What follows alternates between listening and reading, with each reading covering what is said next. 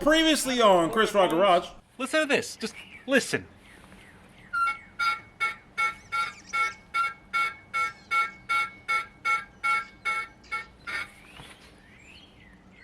Great. Yeah, we're just keeping up with maintenance. Welcome to the very first episode of Keeping Up and Wait.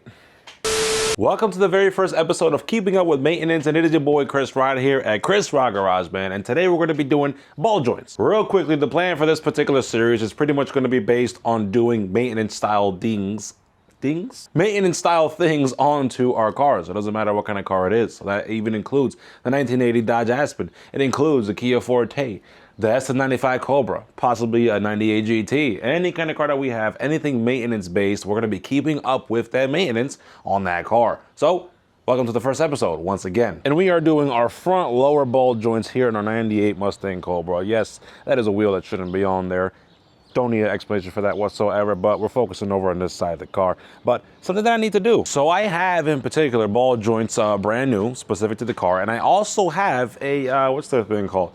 I got a ball joint press, picked it off of Amazon, and I need to see whether or not that ball joint press works for the ball joints that I have, because all I have was like a simple 10-piece set. So we're gonna find this out. And I mean, the reason that we're doing this first as a precaution is mainly because the last thing that I need to do is take all this apart of the car, which is like the front end, and then to go to the ball joint, and then have it not work. So let's kind of prepare, you know what I'm saying? Preparation is key. So here's our ball joint that we're gonna be using, able to, be able to install within the car. And the first thing I gotta make sure is, number one, I take this rubber boot off, because that's how you install this particular ball joint when it comes to this vehicle. There's a different style that you can get, but ideally, this is like the Moog version. So it has this cover piece that goes on.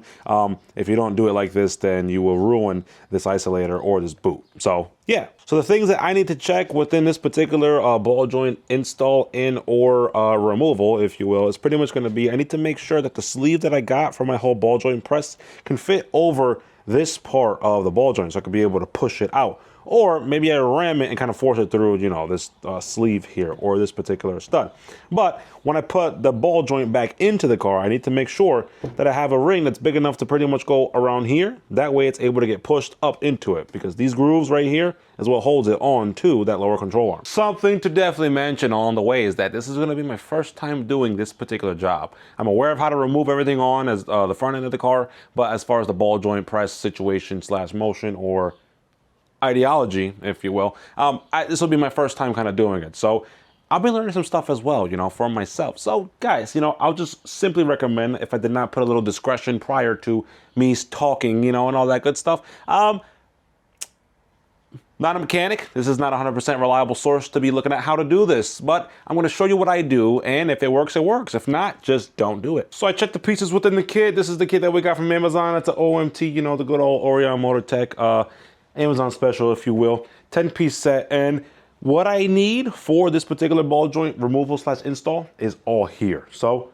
we're good. Now I'm gonna go disassemble everything out on that front end of the car, and then we'll hopefully show everything that's needed to do when it comes to the legitimate ball joint install and removal. So let's get to this, man. I got some work to do. And here we are with the front end, or at least the wheel removed from the car. And the things that I need to take out within all this ordeal just to get to the ball joint, we got our rotor, we got our brake assembly, meaning the caliper with the caliper bracket and so forth.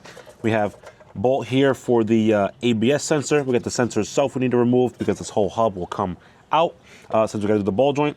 As well, we're gonna have this tie rod end in the bottom here, and I believe I'm gonna remove just one bolt just to kind of let this flow nicely. Or yeah, just in case. What I think I'm still gonna do regardless is still get a jack, put it under here. That way I have enough room, because I'm very limited on space, man. So I'm hoping what I have will work. We will find out. Okay, so a lot went wrong, unfortunately, in this video, but I'm still posting it, So let me start off by saying that we did, in fact, indeed, start taking things apart. We took the rotor out, we took the tie rod out, we took the strut out, we took the bracket as well off, with the caliper and so forth. We took everything out. Everything was removed.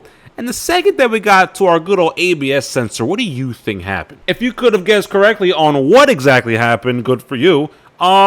We were pretty much this close to completely snapping the bolt and potentially like just breaking the ABS sensor all around. And look, guys, here's the thing. I would have loved to have done it. I would love to do it all. But a bigger problem that we're going to end up facing, or we kind of pretty much did face, is that, look, I can't leave the car for a couple days to figure things out. I kind of have to do everything all in one shot. So I don't have a lift. I don't have a spot. You know, the house has got a whole bunch of stuff kind of in the way, so I can't leave the car for an extensive amount of time. I just can't. So I did the smart thing. We looked at the ABS sensor. We gave it a few blessings with some words that weren't kind whatsoever. And then we also looked at that ball joint, and I made the decision to say, you know what?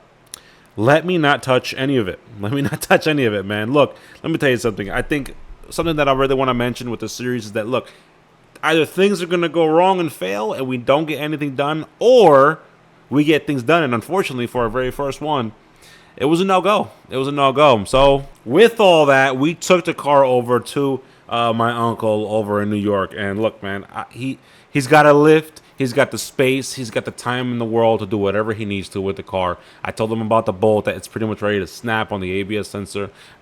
And I told him that pretty much the ball joint is a spinner. There could have been ways around it that I do know how to do.